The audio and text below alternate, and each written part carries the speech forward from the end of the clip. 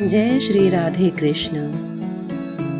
बछ बारस का पर्व प्रतिवर्ष जन्माष्टमी के 4 दिन पश्चात यानी भाद्रपद माह में कृष्ण पक्ष की द्वादशी तिथि को मनाया जाता है। इस दिन गाय और बछड़े की पूजा करने से सभी देवताओं का आशीर्वाद मिल जाता है।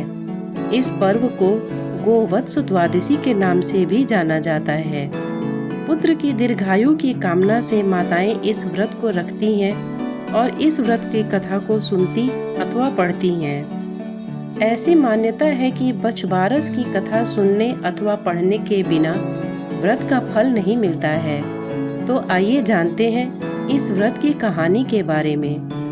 बहुत समय पहले की बात है। एक गांव में एक साहूकार अपने 7 बेटों और पोतों के साथ रहता था। उस साहूकार ने गांव में एक तालाब बनवाया था, लेकिन 12 सालों तक वो तालाब नहीं भरा था। तालाब नहीं भरने का कारण पूछने के लिए उसने पंडितों को बुलाया। पंडितों ने कहा कि इसमें पानी तभी भरेगा जब तुम या तो अपने बड़े बेटे या अपने बड़े पोते की बलि दोगे। तब साहूकार ने अपनी बड़ी बहू को तो पीहर भेज दिया और पीछे से अपने बड़े पोते की बलि दे दी। इतने में गरजते बरसते बादल आए और तालाब पूरा भर गया। इसके बाद बछ बारस आई और सभी ने कहा कि अपना तालाब पूरा भर गया है, इसकी पूजा करने चलो। साहूकार अपने परिवार के साथ तालाब की पूजा करने गया। वह दासी से बोल गया था कि गेहुला को पका लेना। गेहुला से तात्पर्य गेहूं के धान से है। दासी समझ नहीं पाई। दरअसल गेहुला गाय के बछड़े का नाम था। उसने गेहुला को ही पका लिया। बड़े बेटे की पत्नी भी पीहर से तालाब पूजने आ गई थी। तालाब पूजने के बाद वह अपने बच्चों से प्यार करने लगी। तभी उसने बड़े बेटे के बारे में पूछा। तभी तालाब में से मिट्टी में लिपटा हुआ उसका बड़ा बेटा निकला और बोला कि माँ, मुझे भी तो प्यार करो। तब सास बहू एक दूसरे को देखने लगी। सास ने बहू को बलि देने वाली सारी बात बता दी। फिर सास ने कहा कि बछ बारस माता ने हमारी लाज रख ली और हमारा बच्चा वापस दे दिया। तालाब की पूजा करने के बाद जब वह वापस घर लौटे तो उन्होंने देखा कि बछड़ा नहीं था। साहूकार ने दासी से पूछा कि बछड़ा कहाँ है? तो दासी ने कहा कि आपने ही तो उसे पकाने को कहा था। साहूकार ने कहा कि एक पाप तो अभी उतरा ही है, तुमने दूसरा पाप कर दिया। साहूकार ने पका हुआ बछड़ा मिट्टी में दबा दिया। शाम को गाय वापस लौटी तो वह अपने बछड़े को ढूंढने लगी और फिर मिट्टी को खोदने लगी। तभी मिट्टी में से बछड़ा निकल गया। साहूकार को पता चला तो वह भी बछड़े को देखने गया। उसने देखा कि बछड़ा गाय का दूध पीने में व्यस्त था। तब साहूकार ने पूरे गांव में यह बात फैलाई कि हर बेटे की मां को बछ बारस का व्रत करना चाहिए और तालाब पूजना चाहिए। हे बछ बारस माता, जैसा साहूकार की बहू को दिया वैसा हमें भी देना। कहानी सुनते ही सभी की मनोकामना पूर्ण करना।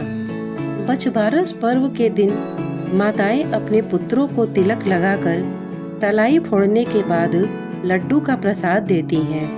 यानी आज के दिन पुत्रवान महिलाएं अपने पुत्र की मंगल कामना के लिए व्रत रखती हैं और पूजा करती हैं। इस दिन गेहूं से बने हुए पकवान और चाकू से कटी हुई सब्जी नहीं खाए जाते हैं। बाजरे या ज्वार का सोगरा और अंकुरित अनाज की कढ़ी व सूखी सब्जी बनाई जाती है।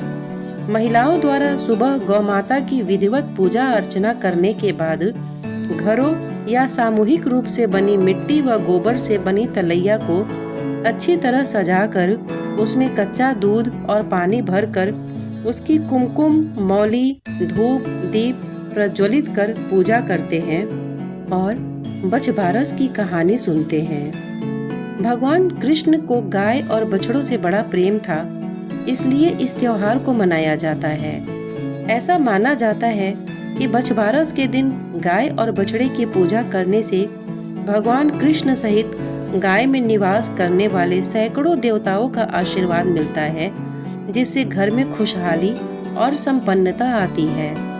बछबारस का पर्व राजस्थानी महिलाओं में ज्यादा लोकप्रिय है। पूजन की सामग्री और पूजा की विधि इस प्रकार है। पूजा के लिए भैंस का दूध और दही, भीगा हुआ चना और मोठ लें। मोठ बाजरे में घी और चीनी मिलाएं। गाय को रोली का टीका लगाकर चावल के स्थान पर बाजरा लगाएं। बायने के लिए एक कटोरी में भीगा हुआ चना, मोठ, बाजरा और रुपया रखें। इस दिन बछड़े वाले गाय की पूजा की जाती है। यदि गाय की पूजा नहीं कर सकते तो एक पाटे पर मिट्टी से बछबारस बनाते हैं और उसके बीच में एक गोल मिट्टी की बावड़ी बनाते हैं। फिर उसको थोड़ा दूध दही से भर देते हैं। फिर सब चीजें चढ़ाकर पूजा करते हैं। इसके बाद रोली दक्षिणा चढ़ाते हैं। स्वयं को तिलक लगाते हैं। हाथ में मोठ और बाजरे के दाने को लेकर कहानी सुनते हैं।